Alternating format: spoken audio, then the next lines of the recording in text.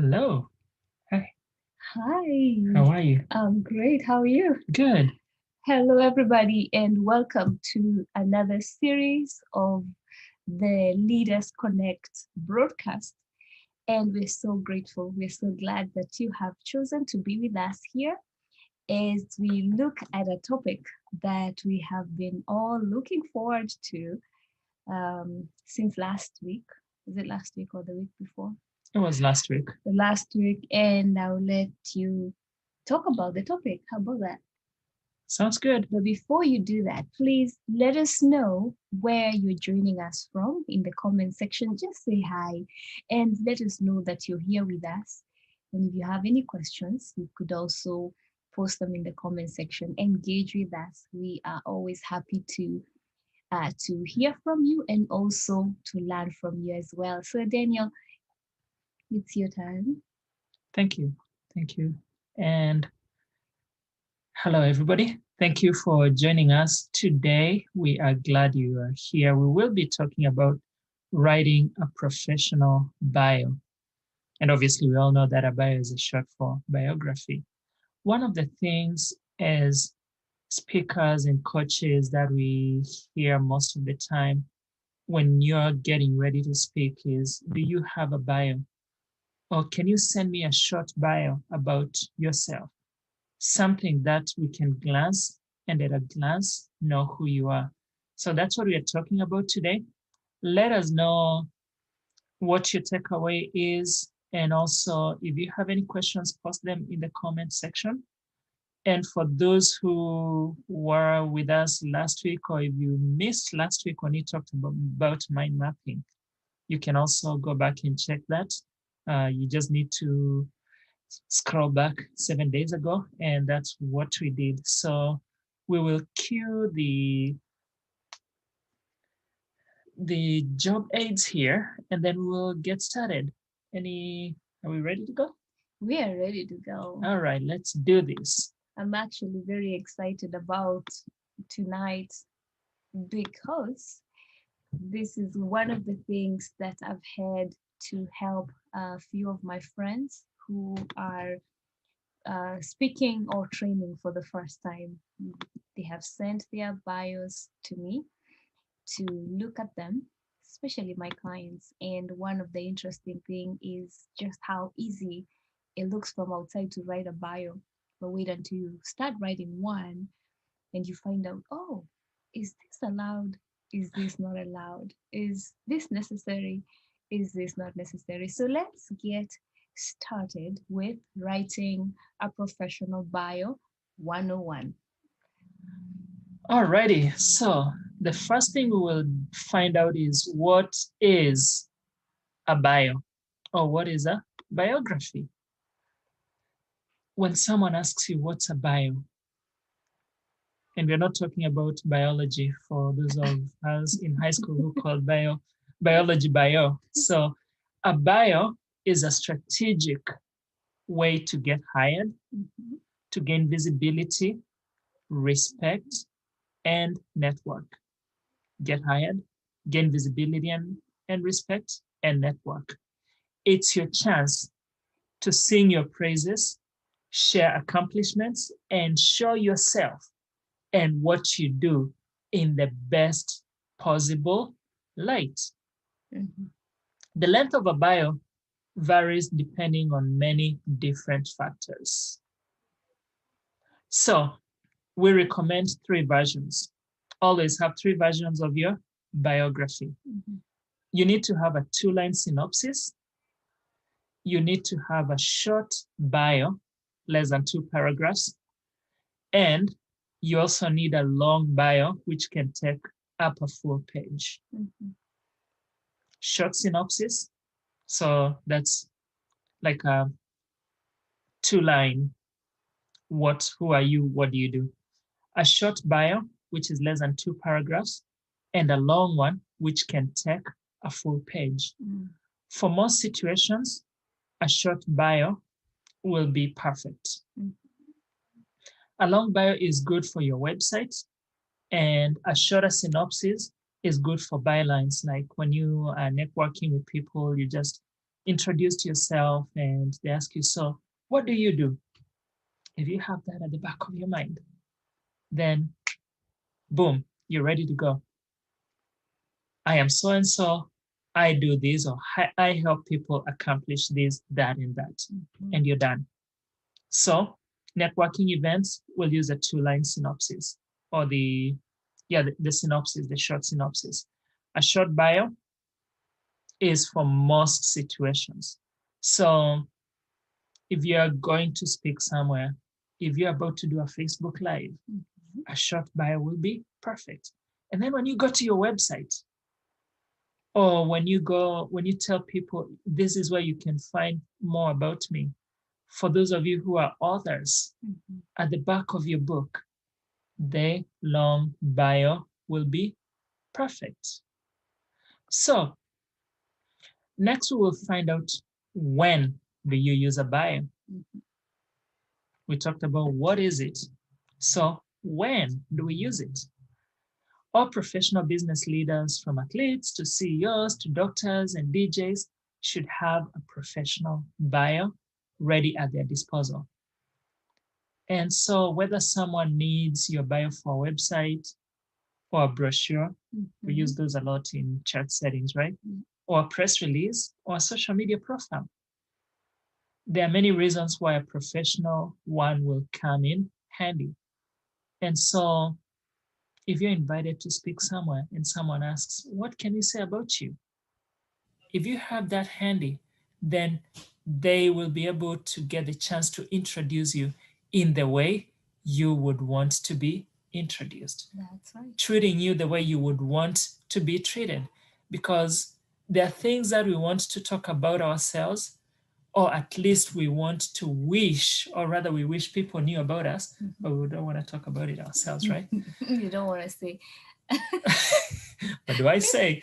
So that is when you use a bio, basically in most professional settings and even in networking events. Anything to add before we go on?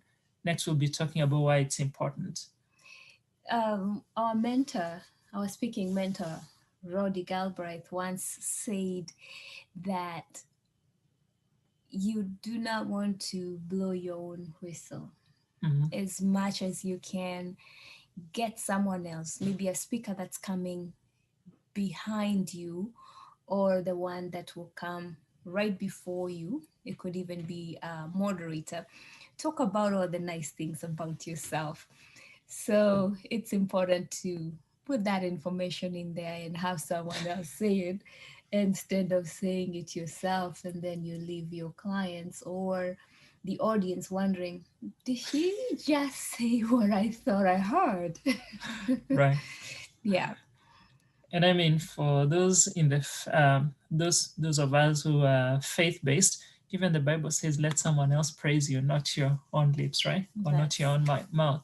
So, why is a bio important? While a resume is important for specific positions, a bio reaches a broader range of eyes.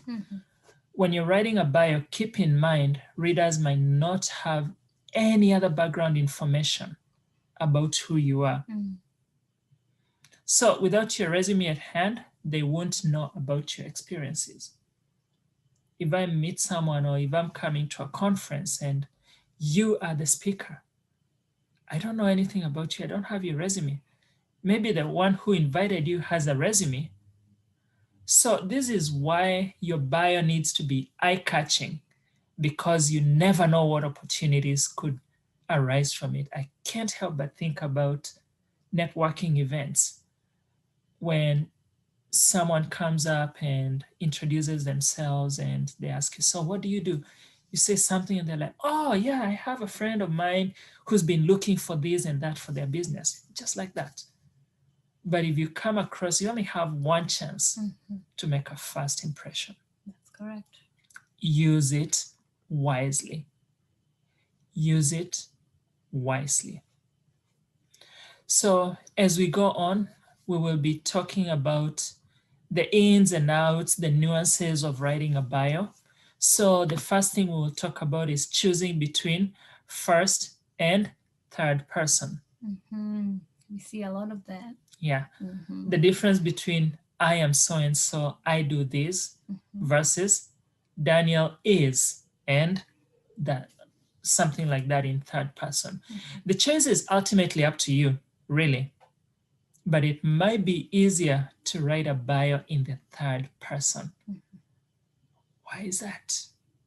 Because you're a bit more removed from the writing and your words may flow a bit looser. Mm-hmm. Think about yourself. If I was on the outside looking at myself, how would I think? You know, like when they say Chuck Norris doesn't do this, you know, instead of saying Chuck Norris himself saying, I don't do this. All right.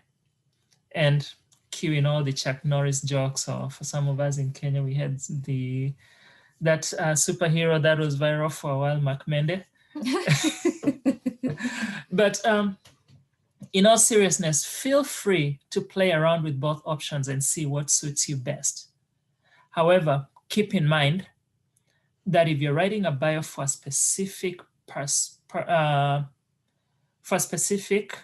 purpose, you might be requested to write from a specific perspective.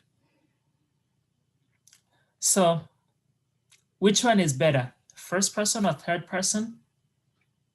The answer is yes. Just use your context and think about where you're going to use it. Context is important. All right. Next, we will talk about deciding how formal you need to be. Mm-hmm. And then after that, you get a chance to talk. I'm enjoying being a listener. Being a silent listener to the decide how formal you need to be. The level of formality should be based on your profession. If you're running a business for a birthday party entertainment, your bio will probably sound different from that of a hedge fund manager. Mm-hmm. And that's okay. Always stray from being too informal, as you want to be perceived as professional. But don't write in a way that makes you seem cold or impersonal. Mm-hmm. So if I am a party planner or a DJ and I'm writing my bio, I have to be the life of the party. That's right. I have to talk about, let's bring this house down, right?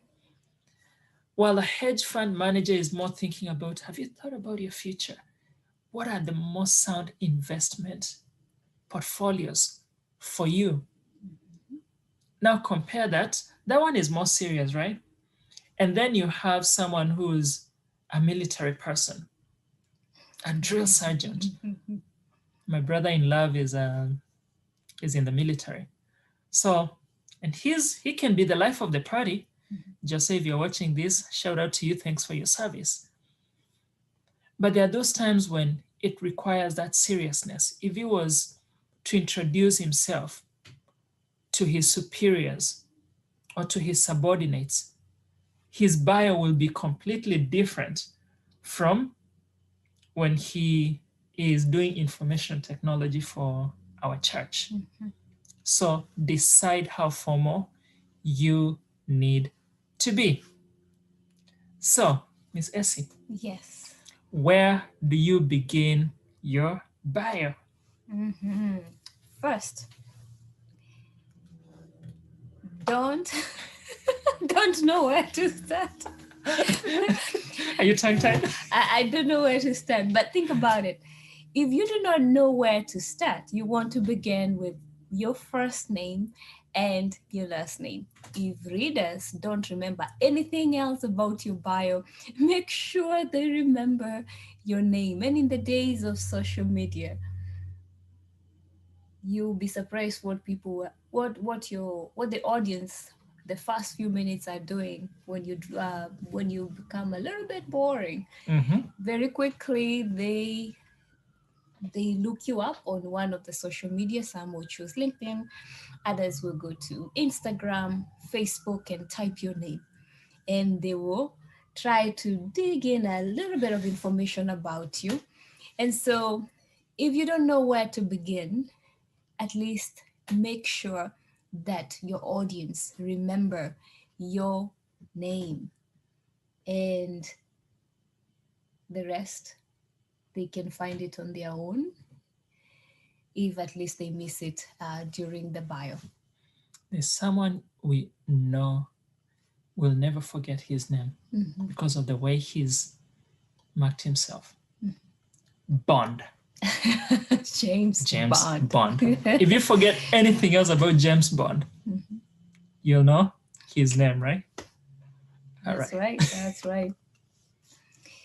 All right. Okay. Then start with your current position. In your first sentence, list your title and role, as well as the company that you work for.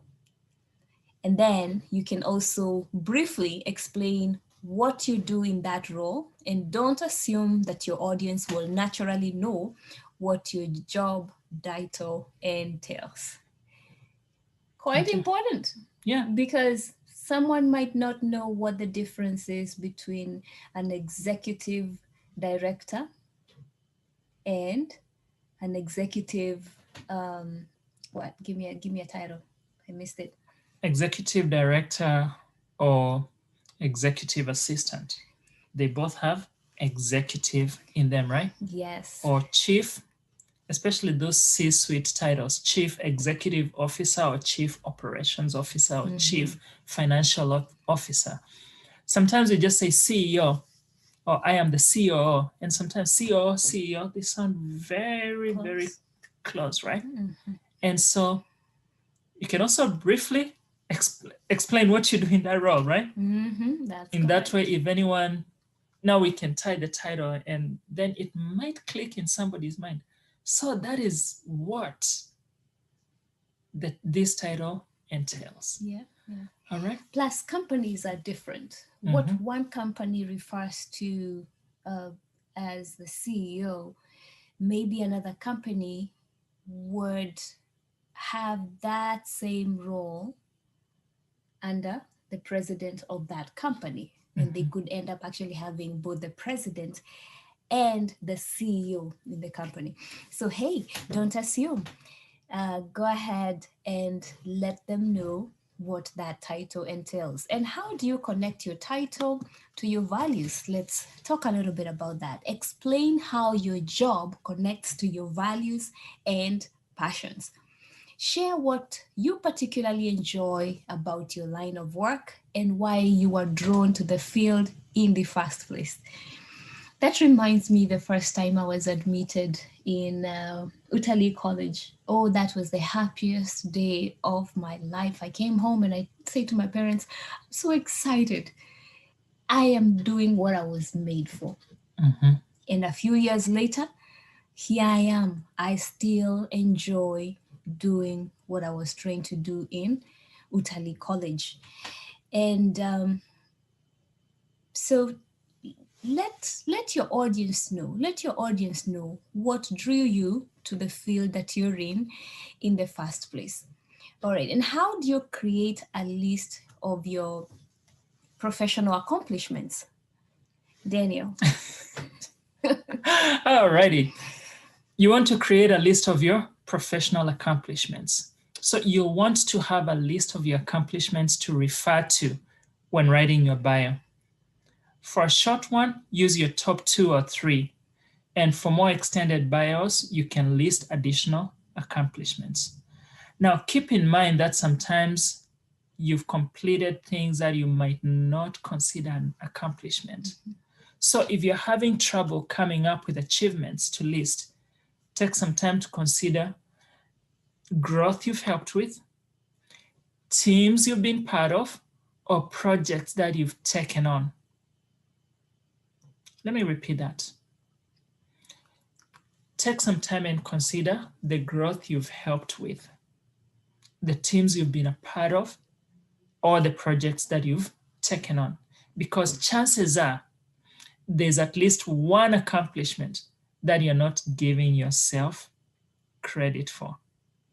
So take some time and think about it. Whatever things that are pure, noble, trustworthy, they be of good report. Think about those things. All right, Essie, you will talk about people like connecting with people because you're the connector, right? Aha, thank you, Daniel. Interject a bit of personality by talking about who you are outside work. Have you met people, Daniel, who talk so much about work until you wonder, do they have a life outside work? Are they human? Can I relate with this person? Right. Because they are so much into work. So interject a bit of your personality by talking a little bit about who you are outside work, and share what you do during your free time. What are your hobbies? Do you like to sleep? I hope not. Well, sleep is pretty fun. That is a hobby. Or do you like to swim? What do you like to do for fun? And you know what? How about passions and projects, and and other things that people could relate to? Whatever you decide to include, try to limit this information to a single sentence. Ooh, Daniel. That's a lot. If I want to start, I can talk about Chiefs and that will be 3 pages. Oh no. And then we go to baseball. Anyway, or you can summarize by watching or playing football, baseball, and you're good to go, right? But I know when you start talking about Chief Patrick Home. Story for another day. Let's not go there. Let's limit this to a single sentence. We've already talked 3 sentences talking about limiting it to a single sentence, which brings us to our next point: humor. You gotta have some humor. Add some humor. Consider adding some humor, but check with a friend or coworker to make sure that it comes across in the way you intend it to. And before you finalizing your final drafts, look to see that your humor is used sparingly and at appropriate times. So this is another moment to take your profession into account. Is your business a brand light and witty, or is it more stark and serious? If you're bordering near the stark and serious, consider leaving humor out altogether. One of the ways I saw that being done best was by my brother and friend Evans Kamuru. There's a time he was coming to talk to our church in North Carolina, CRCI. And when he sent his bio, I thought it sounded very nice when he said, Evans is a husband, a father, and a minister, in that order. It might not be funny to everybody, but I found that like it has to be in that order. A father, and I already messed it up. You a did. husband, You did. and a minister, in that order. Apologies to Evans. I hope you're not watching. Or if you're watching, send us a shout out. Anyway, and then when I was sent, because I had the privilege of being sent to request him to make that first contact, he said, like President Obama said one time, I will seek with the higher powers in my life before I come and give you an answer. And those higher powers were God and his wife. So yes. That's that. But when you're talking about humor, you also need to keep things in order. Like resumes, professional bios should start from the present and work backward chronologically. So don't begin with where you went to school. Some of us love talking about where we went to school, unless you just graduated with a degree. If you just graduated, then that's going to be top. While you may want to add that you attended a prestigious university, avoid mentioning it right away. Should I mention it now? No. Okay. Let's keep it that way. Then in that, okay, let me bring you in before I mess it up then. I know you're dying to talk about that. Not yet. Not yet. No. I'm calm. Anyway. We'll bring you in last to talk about that. All right. So, did you introduce the next slide? It's the sentence that went on and on and on, and I was going on and on and on until you stopped me. So go ahead. Oh my. One of the most common mistakes I see in bios is wordiness, or what I like to call fluff. Have you ever seen people that are doing what he was doing just a few minutes ago? He's just going on and on and on. And sometimes they don't even catch themselves. And it can be very boring. Sure. The conversation can be really fluffy, or the bio can Mhm. be very, very fluffy. And I remember one time when I worked at Crossroads Fellowship, one of the ladies saying when we were planning, I can't remember what the context of the conversation was, but they said we need to cut the fluff. And that's the very first time I heard that statement, because it's not, I don't know, I had just never heard of it in British English. Mhm. So anyway, and here I am now about to go on and on. But one way to avoid this is to read everything you write out loud. This has worked for me so many times. And being a planner, I like to prepare. I like to have a plan A, a plan B, a C, a D. And I still worry, even after I have all those backup plans. Sometimes you even have plan K. Because I want to be prepared. Anyway, one way to take care of that problem of being wordy or having too much fluff is to read everything out loud. Chances are, when you've written a long sentence, it will sound off when you read it out aloud. It's true. And we do that a lot with this guy. He is a man of few words. I don't know why today you are going on and on and on and on. It was all part of the plan. And you actually introduced that slide very well by going on and on. I'm the one that is wordy, and I'm sure by now you can tell I'm wordy. And so sometimes when I write a message, he'll snatch the phone. We play the snatching game. So he'll snatch the phone and he'll look at what I wrote, or I would read it out loud and ask him what he thinks. And even before I finish reading, I'm already editing in, like, I'm reading what I'm already editing before I even edit it, because I know he will catch it. So if you want to shorten your bio or whatever it is that you're writing, take time to read it out loud.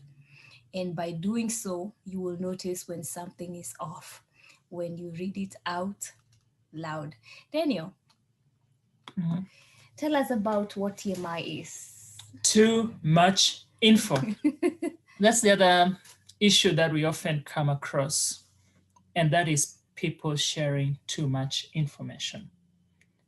This fine line between sharing a bit and sharing too much can be a challenge, because while it's fine to briefly mention a few personal details like college and graduate degrees, or where you went to school, charitable activities, hobbies, and passions, save the rest for your memoir. When you write your memoir, once people know who you are and you're about to do that tell all, that's why they're called tell all memoirs, because you're literally telling all the information.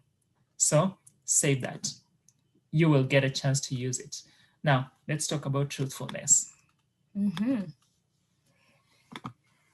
All right, don't bend the truth. This one might seem obvious, but it still needs to be said. Don't lie. Because if you lie, at some point the truth will itch to come out. And truth always, this guy always says, truth has a way of coming out. He says truth is like a lion. All you need to do is let it loose. And if you don't let it loose, it will find a way of coming out. So don't lie. And in the age of internet, it's easy to disapprove any false claims. So stay away from exaggerations and be honest with your audience. When you lie, you know what happens. Next time you will forget what you said, Yep. and you will end up having to either lie again or try hard and remember. In that case, what you're trying to do is making a lie a truth. Too much work. Keep it simple. Tell the truth all the time. Yeah, I'm sure you've heard those cases of, and if you look, especially those people who are starting out, they might want to tell a little bit about themselves and they embellish it a little bit. We've had cases of, actually, I'll not mention the name, but there's a pastor who said he served in the military. And so as it became more and more mainstream and known nationally, they went back and did research. And they even called the military and they were like, we do not have records of so and so Ouch. ever serving here. And he had Ouch. to go back and eat his words. So don't lie. Go ahead and talk about modesty. Oh, this is a good one. This is a good one. Don't refer to yourself as the most most innovative businessman of this generation or the greatest PR professional in their community. Be humble. List your accolades, awards, or titles instead. Daniel, how about you take us on to the next one? And So, yeah, be modest, but don't be too modest either. If you want, try asking your coworkers and friends to help you list out a few professional or personality based traits that make you stand out. The point of a bio is to emphasize your achievements, not downplay them. So avoid verbs that downplay what you're doing, such as, I am trying to do this, or I am attempting. Use positive words that make you sound confident and capable. In other words, just speak the truth. The truth shall set you free. And you shall be free.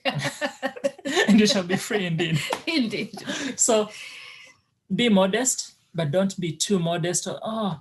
And we see that a lot, especially we invoked Dr. Okello's name last week, and I'll invoke it again today. Yeah. He told us anytime you ask, especially musicians, do you play the keyboard? And they're like, I just try. That's when you know this guy knows how to play, because you've been taught that humility. Or in Swahili terms, kujaribu tu. When you hear that, but then again, don't be too modest. You're not gonna go say, oh, I am the best player since so and so. My brother Charles Ochana, are you there? Oh, he's good. He's good.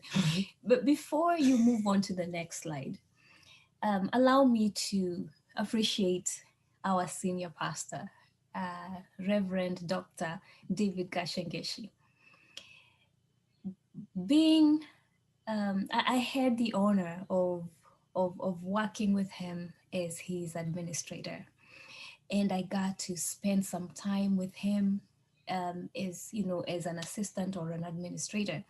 And one of the things, some of the questions that I had, I was just asking because I look at him as my father. On top of being a spiritual father, he's also a father to me.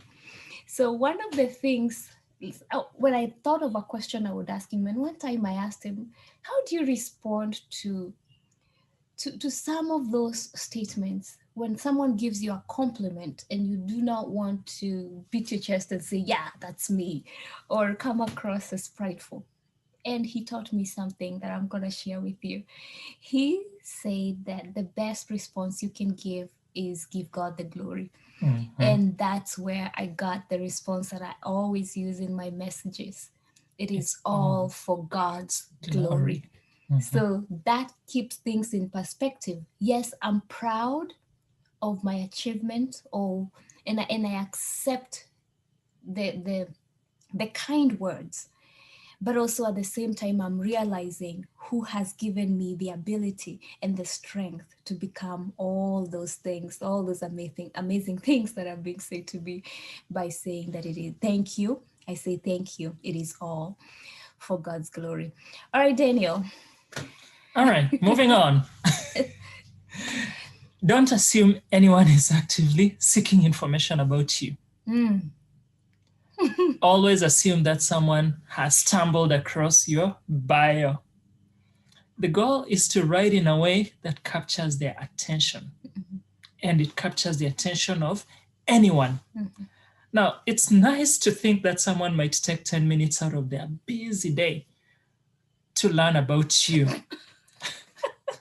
But in reality, you only have 30 seconds, and that's being generous. So be clear in the message that you want to get across and get there quickly. So one way to do this is to consider one word that summarizes you best and work from there.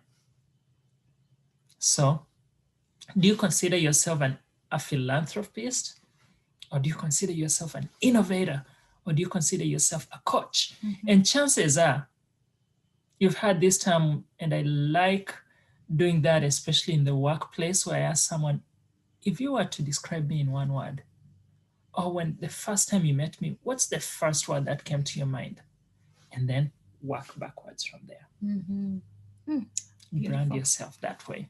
All right, talk to us about updating the bio. Awesome. I can't tell you how many times I've come across bios that are years old and super, super outdated. So many of them. So don't be that person. And that's why we are doing what we're doing today, is so that we can quicken you and quicken ourselves to go back and check our bios. Actually, now that I think about it, just 2 days ago, I was thinking about my bio, and there are some things that I need to update because there are some as we grow, we become wiser, we become smarter, we become better. There are things in there that I'll probably need to get rid of and shorten. Yeah, and have the 3 different types of bios that we talked about. Anyway, don't be that person. Don't be that person that has a bio that is outdated. Update your bios, all 3 of them, at least once a year. At least once a year. Update your bios. All 3 of them. Remember, we talked about the 3 types of bios. There is the one sentence, then there is the short one, and then there is the long form. The long format of your bio. Update it once a year and set the date on your calendar if you have to. I just love planning. For example, anyway, I'm about to go off topic, but I'm just going to mention it. Last year, we did all our physical appointments, all our doctor's appointments right around the end of the year, somewhere in November, October there. And what I did, by that time, we had already gotten the calendar for the following year, the whole year. So I went ahead and scheduled the next appointments exactly a year from that date. Go ahead and do the same and mark that date on your calendar as the day you update your bios. And when that alarm goes off, or when you see that reminder, take the time to actually do it, because you do not know when that bio would be required. And at that time, when you accept that opportunity to speak, the last thing in your mind would be to go and do what? And update your bio. At that time, you'll be busy gathering and putting together your content. So don't dig your wells or your well where you're thirsty. Dig your well long before you get thirsty. So that when the opportunity comes, you take full advantage of it. All right, Daniel, do you want to tell us how we can use technology to our advantage and how? Yeah, we're on the back end now. Link your bio to samples of your work, and never assume that someone will take additional time to search for your accomplishments, because in most cases they won't. Make it easy. Present a link to everything you mention whenever possible. So if you helped to do something, provide a link where they can go, whether it's a website or an article that you were mentioned as having accomplished this or that. Go ahead and put it in the link in the description. We hear that from YouTube a lot. Link your bio to samples of your work so that people can go and see it, because once they catch you catch their attention, you want them to dig deeper. And as they continue digging deeper, that's when they have those aha moments and they realize this is who we've been looking for all along. Sorry about that. So use technology to your advantage. And then from there, you want to test your bio with different audiences. Remember, your bio is likely the most widely spread information about yourself. So be sure that it makes sense to a variety of people.